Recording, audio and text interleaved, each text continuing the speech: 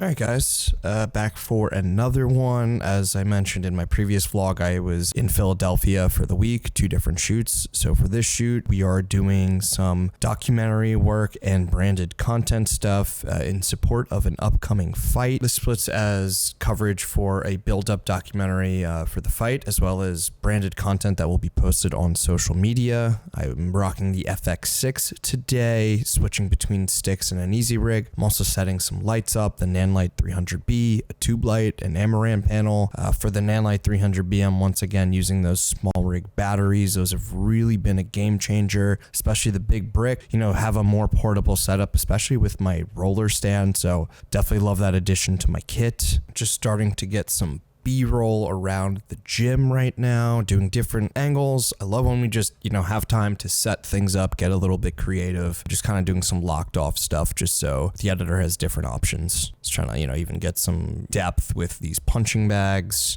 Got that BTS POV going.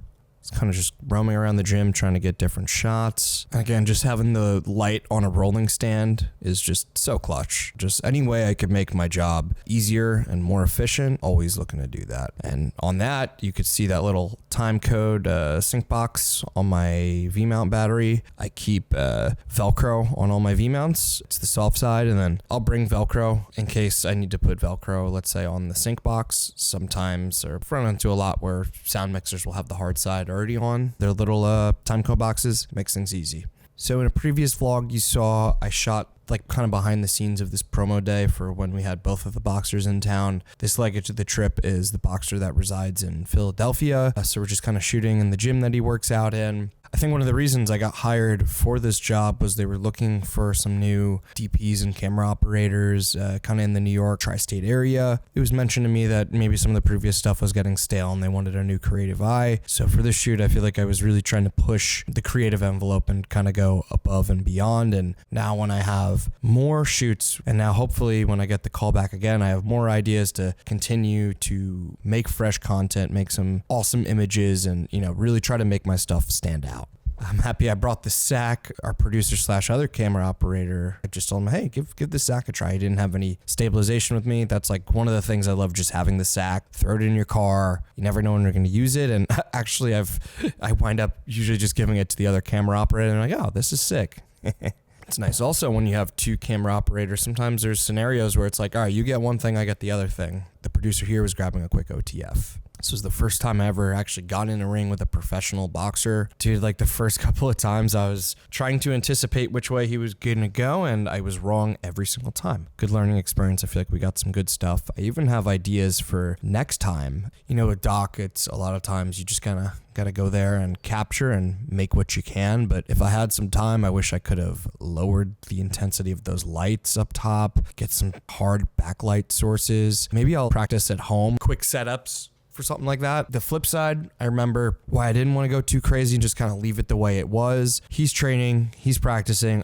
I don't want to shine a light in his face and kind of make it, you know what I'm saying? So just try to make what looks good with what's already available. But there is a part of me, maybe for when we have a little bit more time for some of the more branded content promotional stuff, then yeah, I'd like to do a little bit more lighting design. Today I actually used the 16-35. I'm like, you know what? I got the creative juices flowing. I wish I could have got the tripod up even higher, but I shot it like 16-35, super wide up top with like the leading lines of both sides of the gym. I thought it looked pretty cool. Almost like a security cam POV kind of thing. Pretty fun day. I'm even thinking maybe I should bring out some more funky lenses just to continue to just give things a different look, especially if there's moments where we're building scenes. I feel like I've just recently, the past few weeks, my creative juices have been flowing. I've just been really trying to push myself to make better images. So now we're setting up for one of those more promotional shots. Again, not a ton of time, but I did real quick. 300B, I put it on a lantern, and then the other side you have the Amaran P60X just to kind of create some sort of backlight or separation. You could see key light is daylight, the backlight is tungsten. And this was locked off on sticks per request. Rolling around, there are the batteries. I freaking love this rolling stand. And you can also see the Aperture MC just attached from the magnet. That's always nice, so I know it's right there. Would love to get maybe like a second one of those 212 small rig batteries, so then like I could really just set it and forget it. Those mini batteries really do cook through.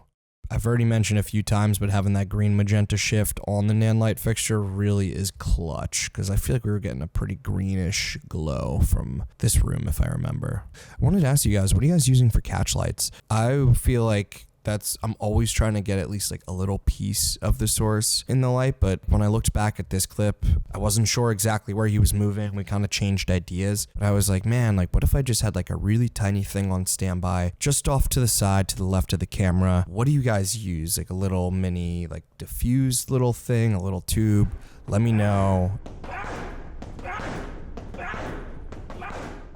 So now we're doing a diner scene. I opted to keep the window shades closed at the table that we were sitting at. I really didn't have the time, space, or output to like try to do something and expose, you know what I mean? Like I was just like, let's make it easy. So I just put the 300 just kind of as like a little bit of fill. And I think I set it to tungsten to be motivated from the ambient light in the diner. Maybe it was like 4,500, somewhere in between like the outside and inside. And I was just kind of going around from one side. Our producer was on the other side, and then we had, I don't think I have a picture of it, but there's an FX30 on the table just as like our wide lock-off safety. Then I ran quickly outside, getting some signage, some exteriors. I, made an effort to give different options, some different frame rates. I always think for, doc stuff, I've always been told there's never enough footage for your editors, so I always try to give a nice little bit. Incognito vlog mode. Now we're shooting a basketball scene. This is with the boxer, his friends, some of his family. I have experience shooting basketball before, so it's just kind of going all around, doing a mixture of, different focal lengths. I even switched, between the 24-70 and the 70-200. I will say it's been nice for this stuff, doing more wide lens stuff. I kind of look back and think last year I did a lot more camera operator and B camera work with a 70-200. This year it seems I'm getting more DP jobs, so it is kind of nice getting some of those wider shots and kind of being I don't want to say in control because it's all creative collaboration, but feeling like I'm making the calls for camera stuff. And I was like, you know what, let me walk up these stairs. I feel like there's a cool angle and try to get some foreground in there. And then once again went outside for exteriors and signage. Beautiful sunset. And then we're at the hotel and actually had time to kill before we shot the boxer running at night. So it's kind of nice to, have like 2 hours of downtime to charge, prep the rig for the night, and kind of being paid on the clock. There's the rig in action, my beautiful monitor mount that I love. Should we call that the Waldman rig? I know David Moorfield has the David Moorfield rig. I don't know. What do we think? Is this the Waldman rig? I feel like, have you guys seen anyone making that? Is that my creation? You guys let me know. All right, and so we went out for the night. When you're shooting slow motion, more frames, naturally you're gonna need more light in the camera. So I changed from custom mode to flexible ISO. So this way I could go over 12,800. This is a rare instance that I'd wanna do that, but for the shoot, I put a 70-200 on my camera. It was on the sack and I was filming out of the backseat window. I wish I had BTS, but I was too busy filming. Honestly, I think we got some really cool stuff. All right, so setting up right here. Always, I recommend when you're trying to select a look for your interview, just take a few pictures of frames that you like and then you'll eventually land on one. So I'm just setting up the same kit. I'm doing 2 layers of diffusion in the grid on a softbox with the 300B. We have 2 cameras. I put the FX6 on a 35mm. I think P-Cam was either 50 or 85, I don't remember. Added an extra layer of diffusion on this. I've had people tell me that this doesn't do anything, but my eye tells me otherwise. The way I see it, it's just a thicker piece of diffusion. So, yeah, take that, haters. I was running low on stands and things, so I did a little took like the outside of the 5-in-1 and used it as neg. I had some extra time, so I'm just setting some extra accent lights up. Here I have one in the back. It was pretty dark, and I'm putting this little aperture MC to light up some of these weights just to kind of give like these little pops. Yep, put this tube up and on the windowsill. Again, just trying to add more lighting fixtures. I had the time. Man, I really do need to upgrade my tubes though and get the ones that are app controlled, and eventually I just want to move into a fully nanlite ecosystem. I didn't have full control over the lights. Like it was pretty much like all or none, or I could only shut off half the lights. So that was pretty annoying. I didn't have the time or the fixtures really to like let me light everything from scratch. So I also wish I had a piece of diffusion, a silk or a flag or whatever to put overhead, but again, didn't have the time, didn't have the resources, and even the producer's like I was like, oh, I could tape this diffusion sheet. He's like, dude, it looks great, don't even bother. So again, always hustling, always trying to make the best look, but sometimes, when producer says it looks great, and it's time to hit record. But here's pretty much the final setup. I think it turned out pretty great. There's that light in the back helping, give some ambient room exposure to the back room to the left. There's my stats for the 300B. We gave a big pink shift to the light because these overhead fluorescents were just gross and really green. Using the BOA bag here as a sandbag. I really love that. I need to get some lightweight shop bags. First, the tube light gives this really cool out of focus sort of thing, and then that little pocket of light right to the right of the weights, that's from the Aperture MC. It's really just like all those little extra little pops and flares that really just help make a better image. And then we also moved the camera back, and I added a quick vertical overlay because this is for social, quick direct to camera thing. And then we're going back out, shooting some B-roll with the Boxer, some kind of promotional stuff. So snapping those V-mounts back on. I just love having that, quickly unplug, throw the batteries on, and you're good to run and gun. Sometimes with my monitor mount, it'll get a little loose, so always have a little hex tool thing with you.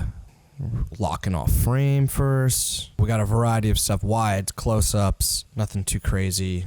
Truthfully, if I redid it, I wish I had the light on the opposite side, just so we could get a little bit more shadow on the belt. It's kind of more front lit, but it was fine. This stuff is a blessing and a curse, because I could see, oh, this is how you can make it better, but it's like sometimes you just gotta shut up and just roll. But honestly, this was a really fun shoot. I really love this kind of work. It's, I'd say, my favorite type of work. And that's a wrap on Philadelphia. All right, guys. I got some more vlogs coming. Stay tuned. And I'll see you in the next one. Bye.